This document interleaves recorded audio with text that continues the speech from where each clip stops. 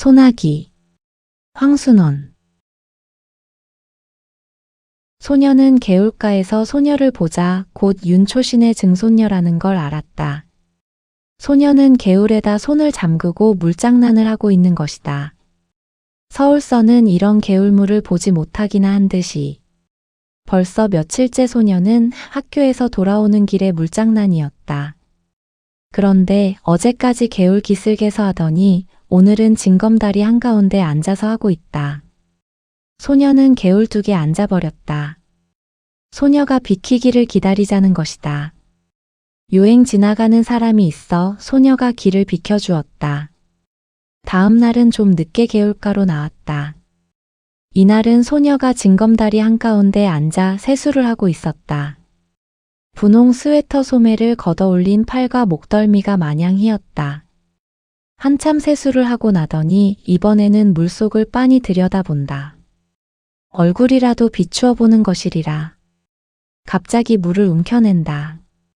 마치 고기 새끼라도 잡으려는 듯이. 소녀는 소년이 개울둑에 앉아있는 걸 아는지 모르는지 그냥 날쌔게 물만 움켜낸다. 그러나 번번이 허탕이다. 그대로 재미있는 양 자꾸 물만 움킨다. 어제처럼 개울을 건너는 사람이 있어야 자리를 비킬 모양이다. 그러다가 소녀가 물속에서 무엇을 하나 집어낸다. 하얀 조약돌이었다. 그리고는 벌떡 일어나 팔짝팔짝 징검다리를 뛰어 건너간다. 다 건너가더니만 획 이리로 돌아서며 이 바보! 조약돌이 날아왔다. 소녀는 저도 모르게 벌떡 일어섰다. 단발머리를 나풀거리며 소녀가 막 달린다.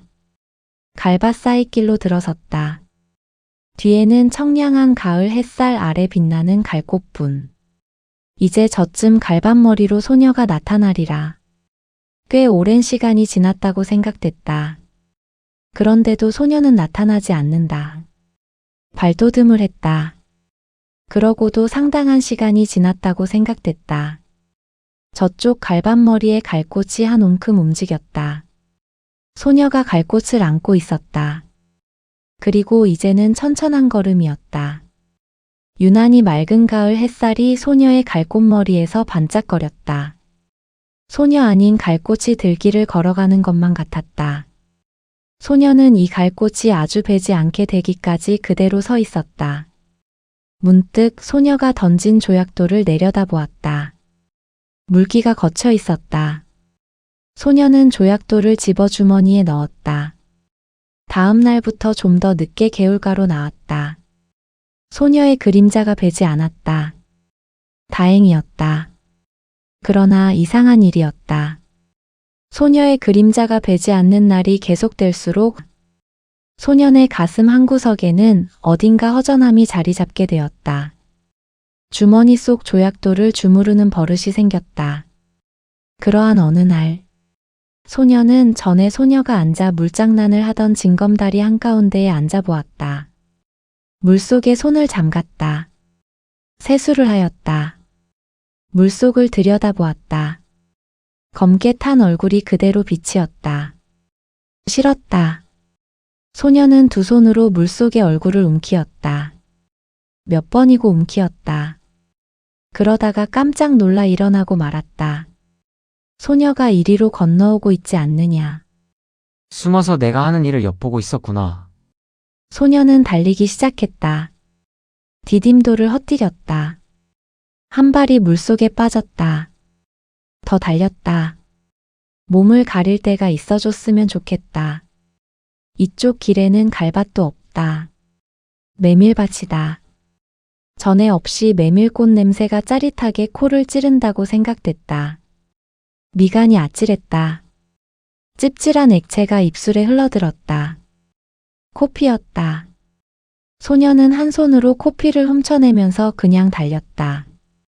어디선가 바보 하는 소리가 자꾸만 뒤따라오는 것 같았다. 토요일이었다. 개울가에 이르니 며칠째 보이지 않던 소녀가 건너편에 앉아 물장난을 하고 있었다. 모르는 채 징검다리를 건너기 시작했다. 얼마 전에 소녀 앞에서 한 번 실수를 했을 뿐 여태 큰 길 가듯이 건너던 징검다리를 오늘은 조심스럽게 건넌다. 예. 못 들은 채 했다. 둑 위로 올라섰다. 예, 이게 무슨 조개지? 자기도 모르게 돌아섰다. 소녀의 맑고 검은 눈과 마주쳤다. 얼른 소녀의 손바닥으로 시선을 돌렸다. 비단조개. 이름도 참 곱다. 갈림길에 왔다. 여기서 소녀는 아래쪽으로 한 산마장쯤, 소녀는 위쪽으로 한 심리 가까운 길을 가야 한다. 소녀가 걸음을 멈추며 너 저 산 너머에 가본 일 있니? 벌끝을 가리켰다. 없다. 우리 가보지 않으련? 시골 오니까 혼자서 심심해 못 견디겠다. 절에 배도 멀다. 멀면 얼마나 멀기에. 서울 있을 땐 아주 먼 데까지 소풍 갔었다. 소녀의 눈이 금세 바보 할 것만 같았다. 논 사이길로 들어섰다. 올벼 가을 거지하는 곁을 지났다. 허수아비가 서 있었다. 소년이 새끼줄을 흔들었다. 참새가 몇 마리 날아간다. 참, 오늘은 일찍 집으로 돌아가 턴논의 참새를 봐야 할걸. 하는 생각이 든다. 아이 재밌다. 소녀가 허수아비 줄을 잡더니 흔들어댄다. 허수아비가 자꾸 우쭐거리며 춤을 춘다. 소녀는 왼쪽 볼에 살포시 보조개를 지었다. 저만큼 허수아비가 또 서 있다. 소녀가 그리로 달려간다. 그 뒤를 소년도 달렸다. 오늘 같은 날은 일찍 집으로 돌아가 집안일을 도와야 한다는 생각을 잊어버리기라도 하려는 듯이 소녀의 곁을 스쳐 그냥 달린다. 배짱이가 따끔따끔 얼굴에 와 부딪힌다. 쪽빛으로 한껏 깬 가을 하늘이 소년의 눈앞에서 맴을 돈다. 어지럽다. 저놈의 독수리. 저놈의 독수리가 맴을 돌고 있기 때문이다. 돌아다 보니 소녀는 지금 자기가 지나쳐온 허수아비를 흔들고 있다. 좀 전 허수아비보다도 더 우쭐거린다. 논이 끝난 곳에 도랑이 하나 있었다. 소녀가 먼저 뛰어 건넜다. 거기서부터 산 밑까지는 밭이었다. 수숫단을 세워놓은 밭머리를 지났다. 저게 뭐니? 원두막. 여기 참외 맛있니? 그럼. 참외 맛도 좋지만 수박 맛은 더 좋다. 하나 먹어봤으면. 소년이 참외그루에 심은 무우밭으로 들어가 무우 2개를 뽑아왔다. 아직 밑이 덜 들어 있었다. 잎을 비틀어 팽개친 후 소녀에게 1개 건넨다. 그리고는 이렇게 먹어야 한다는 듯이 먼저 대강이를 한 입 베물어낸 다음 손톱으로 한 돌림 껍질을 벗겨 우쩍 깨문다. 소녀도 따라했다. 그러나 새 입도 못 먹고 아, 맵고 지려. 하며 집어던지고 만다. 참 맛없어 못 먹겠다. 소년이 더 멀리 팽개쳐버렸다. 산이 가까워졌다. 단풍잎이 눈에 다가왔다. 야, 소녀가 산을 향해 달려갔다. 이번엔 소년이 뒤따라 달리지 않았다. 그러고도 곧 소녀보다 더 많은 꽃을 꺾었다. 이게 들국화, 이게 쌀이꽃, 이게 도라지꽃. 도라지꽃이 이렇게 예쁜 줄은 몰랐네. 난 보랏빛이 좋아. 그런데 이 양상같이 생긴 노란 꽃이 뭐지? 마타리꽃. 소녀는 마타리꽃을 양산 받듯이 해보인다. 약간 상기된 얼굴에 살포시 보조개를 지으며 다시 소녀는 꽃 한 움큼을 꺾어왔다. 싱싱한 꽃까지만 골라 소녀에게 건넨다. 그러나 소녀는 하나도 버리지 마라. 하고 산마루로 올라갔다. 맞은편 골짜기에 옹기종기 초가집이 몇 채 모여 있었다. 누가 말한 것도 아닌데 바위에 나란히 걸터 앉았다. 유달리 주위가 조용해진 것 같았다. 따가운 가을 햇살만이 말라가는 풀냄새를 풍기고 있었다. 저건 또 무슨 꽃이지? 적잖이 비탈진 곳에 칡덩쿨이 엉키어 꽃을 달고 있었다. 꼭 등꽃 같다. 서울 우리 학교에 큰 등나무가 있었단다. 저 꽃을 보니까 등나무 밑에서 놀던 동무들 생각이 난다. 소녀가 조용히 일어나 비탈진 곳으로 간다. 뒷걸음을 쳐 기어 내려간다. 꽃송이가 많이 달린 줄기를 잡고 끊기 시작한다. 좀처럼 끊어지지 않는다. 안간힘을 쓰다가 그만 미끄러지고 만다. 칙덩쿨을 그러쥐었다. 소년이 놀라 달려갔다. 소녀가 손을 내밀었다. 손을 잡아 이끌어 올리며 소녀는 제가 꺾어다 줄 것을 잘못했다고 뉘우친다. 그리고 무슨 생각을 했는지 저쪽으로 달려간다. 조금 뒤에 숨이 차 돌아온 소녀는 이걸 바르면 낫는다. 송진을 생채기에다 문질러 바르고는 내처 칡덩쿨 있는 대로 내려가 꽃 많이 달린 몇 줄기를 이로 끊어가지고 올라온다. 그리고는 저기 송아지가 있다. 그리 가보자. 누렁송아지였다. 아직 콧뚜레도 꿰지 않았다. 소년이 고삐를 바투잡아 쥐고 등을 긁어주는 채 훌쩍 올라탔다. 송아지가 껑충거리며 돌아간다. 소녀의 흰 얼굴이 분홍 스웨터가 남색 스커트가 안고 있는 꽃과 함께 범벅이 된다. 모두가 하나의 큰 꽃묶음 같다. 어지럽다. 그러나 내리지 않으리라. 자랑스러웠다. 이것만은 소녀가 흉내 내지 못할 자기 혼자만이 할 수 있는 일인 것이다. 너희 예서 못들 하느냐? 농부 하나가 억새풀 사이로 올라왔다. 송아지 등에서 뛰어내렸다. 어린 송아지를 타서 허리가 상하면 어쩌느냐고 꾸지람을 들을 것만 같다. 그런데 나룻이 긴 농부는 소녀 편을 한번 훑어보고는 그저 송아지 고삐를 풀어내면서 어서들 집으로 가거라. 소나기가 올라. 참 먹장구름 한 장이 머리 위에 와 있다. 갑자기 사면이 소란스러워진 것 같다. 바람이 우수수 소리를 내며 지나간다. 삽시간에 주위가 보랏빛으로 변했다. 산마루를 넘는데 떡갈나무 잎에서 빗방울 듣는 소리가 난다. 굵은 빗방울이었다. 목덜미가 선뜻선뜻했다. 그러자 대번에 눈앞을 가로막는 빗줄기. 비안개 속에 원두막이 보였다. 그리로 가 비를 그을 수밖에. 그러나 원두막은 기둥이 기울고 지붕도 갈래갈래 찢어져 있었다. 그런대로 비가 덜 새는 곳을 가려 소녀를 들어서게 했다. 소녀의 입술이 파랗게 질렸다. 어깨가 자꾸 떨렸다. 무명 겹저고리를 벗어 소녀의 어깨를 싸주었다. 소녀는 비에 젖은 눈을 들어 한번 쳐다보았을 뿐 소년이 하는 대로 잠자코 있었다. 그리고는 안고 온 꽃묶음 속에서 가지가 꺾이고 꽃이 일그러진 송이를 골라 발밑에 버린다. 소녀가 들어선 곳도 비가 새기 시작했다. 더 거기서 비를 그을 수 없었다. 밖을 내다보던 소년이 무엇을 생각했는지 수수밭 쪽으로 달려간다. 세워놓은 수숫단 속을 비집어 보더니 옆에 수숫단을 날라다 덧세운다. 다시 속을 비집어 본다. 그리고는 이쪽을 향해 손짓을 한다. 수숫단 속은 비는 안 새었다. 그저 어둡고 좁은 게 안 됐다. 앞에 나앉은 소녀는 그냥 비를 맞아야만 했다. 그런 소년의 어깨에서 김이 올랐다. 소녀가 속삭이듯이 이리 들어와 앉으라고 했다. 괜찮다고 했다. 소녀가 다시 들어와 앉으라고 했다. 할 수 없이 뒷걸음을 쳤다. 그 바람에 소녀가 안고 있는 꽃묶음이 망그러졌다. 그러나 소녀는 상관없다고 생각했다. 소란하던 수숫잎 소리가 뚝 그쳤다. 밖이 멀게졌다. 수숫단 속에서 벗어져 나왔다. 멀지 않은 앞쪽에 햇빛이 눈부시게 내리쬐고 있었다. 도랑 있는 곳까지 와보니 엄청나게 물이 불어 있었다. 빛마저 제법 붉은 흙탕물이었다. 뛰어 건널 수가 없었다. 소년이 등을 들이댔다. 소녀가 순순히 엎이었다.